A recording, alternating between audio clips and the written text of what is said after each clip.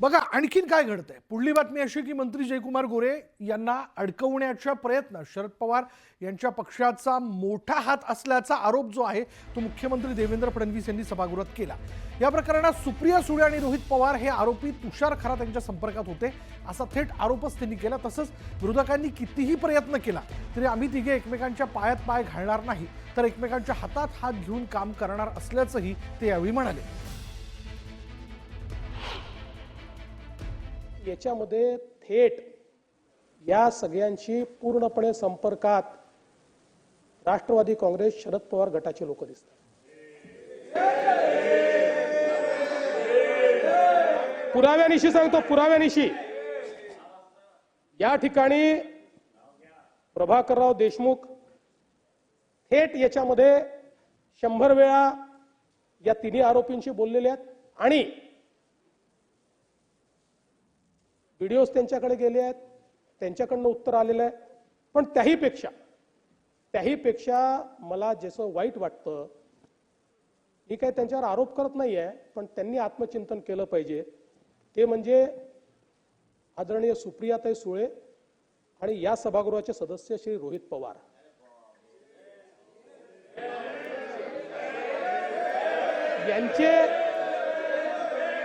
यांचे कॉल्स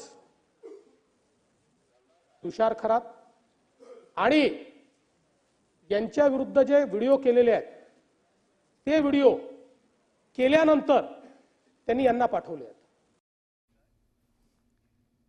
आणि यानंतर इथे वेळ झाली का ब्रेकची। ब्रेक घेऊयात, पहा फक्त न्यूज 18 लोकमत।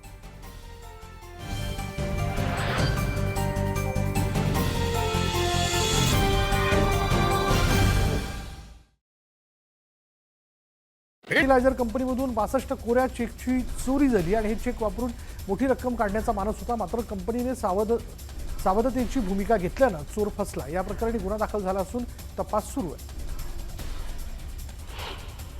दादर बार असोसिएशनने क्रिकेट प्रीमियर लीगचं आयोजन केलं होतं आणि या प्रीमियरमध्ये 6 टीम सहभागी झाल्या होत्या। फायनल मॅचमध्ये ॲडव्होकेट संजय कोल्हापुरे यांच्या नेतृत्वातील प्रेसिडेंट रॉयल स्ट्रायकर टीम विजयी झाली।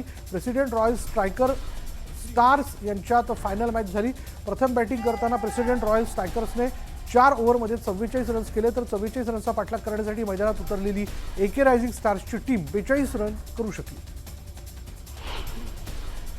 पुण्यात घरफोड्या आणि वाहन चोरी करणाऱ्या बारक्या टोळीला पोलिसांनी गजाआड केले। पोलिसांनी 5 जणांना अटक केली असून त्यांच्याकडून सोन्याच्या दागिन्यांसह 4 मोटरसायकल जप्त करण्यात आले। सावित्रीबाई फुले पुणे विद्यापीठाच्या अर्थसंकल्पीय अधिसभेचा प्रारंभ वादळी चर्चा, वाद, हमरीतुमरीने झाला। अधिसभा सदस्य आणि व्यवस्थापन परिषदेच्या सदस्यांमध्ये आरोप प्रत्यारोप सुरू असतानाच एकमेकांवर धावून जाण्याचा धक्कादायक प्रकार घडला आणि या प्रकारानंतर सुरक्षा रक्षकांनी मध्यस्थी करून वाद मिटवला। नवी मुंबईतील प्रकल्पग्रस्त शेतकऱ्यांना मोठा दिलासा मिळाला। गुढीपाडव्यापासून 90 गावांचा कृती क्षेत्राचा सर्व्हे होणार आहे। पहिल्या टप्प्यात 15 गावांपासून सर्व्हेला सुरुवात होईल। 90 गावांच्या सर्व्हेसाठी सिडकोने 52 कोटींची निविदा काढली। पुण्याच्या कोथरूडमध्ये स्वच्छतागृहात लघु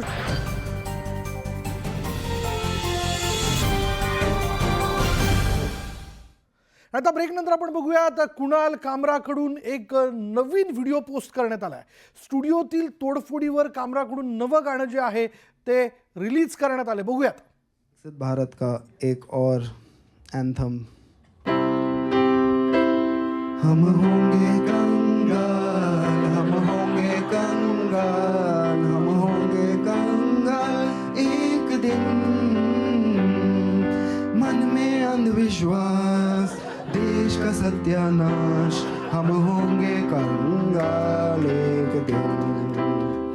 होंगे नंगे चारों ओर, करेंगे दंगे चारों ओर, पुलिस के पंगे चारों ओर एक दिन।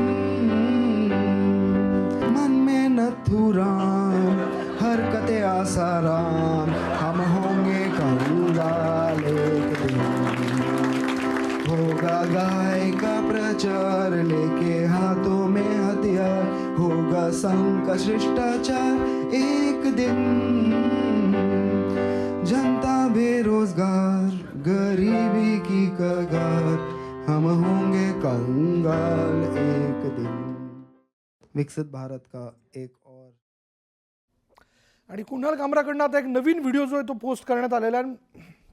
आणि त्या व्हिडिओच्या माध्यमातून त्याच्या स्टुडिओमध्ये जी काही तोडफोड करण्यात आली, त्याच्या विरोधात जो निषेध नोंदवण्यात आला, त्याची दृश्य देखील मन में अंधविश्वास, देश का सत्यानाश, हम होंगे कंगाल एक दिन, होंगे नंगे चारों ओर, करेंगे दंगे चारों ओर, पुलिस के पंगे चारों ओर, एक दिन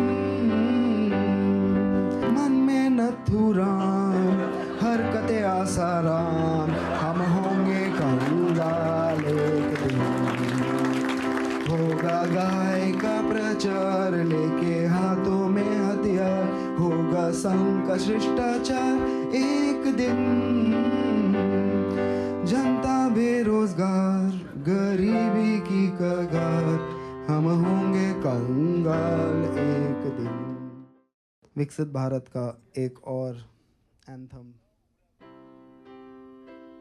हम होंगे कंगाल, हम होंगे कंगाल।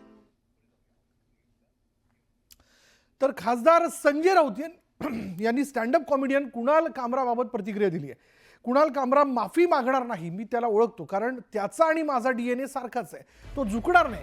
तुम्हाला त्याच्यावर कारवाई करायचीच असेल तर कायदेशीर मार्ग पत्करा, तो चुकला असेल तर त्याला अटक करून कायद्याच्या मार्गाने त्याच्यावर कारवाई करा, तो त्याची कायदेशीर लढाई लढेल, असं राऊत म्हणाले.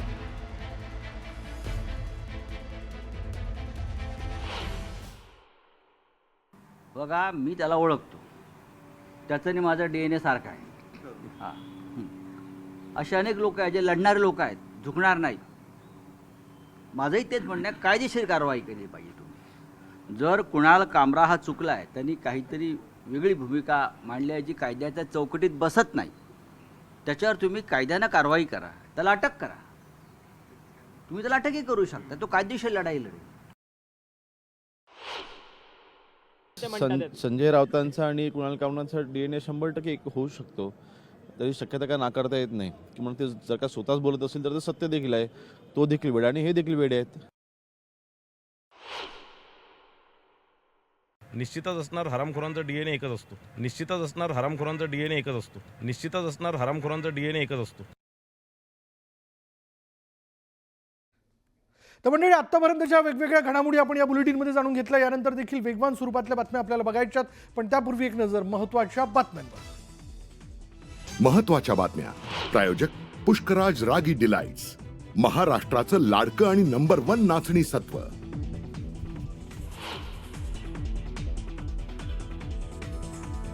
कोरटकरवर कोल्हापूर कोर्टाबाहेर 2 शिवप्रेमींकडून हल्ल्याचा प्रयत्न. सुनावणी संपल्यानंतर कोर्टाबाहेर आणला असता उदय लाड आणि जयदीप शेळकेकडून हल्ल्याचा प्रयत्न.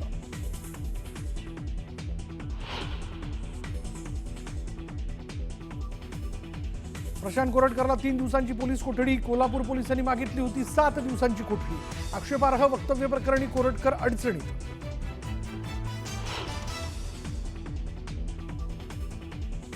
कोरटकरला पळून जाण्यात काँग्रेस नेत्याने मदत केल्याचा भाजपच्या परिणय फुकेंचा आरोप. तर त्या नेत्याचं नाव सांगा म्हणत वडेट्टीवारांचं फुकेंना प्रत्युत्तर.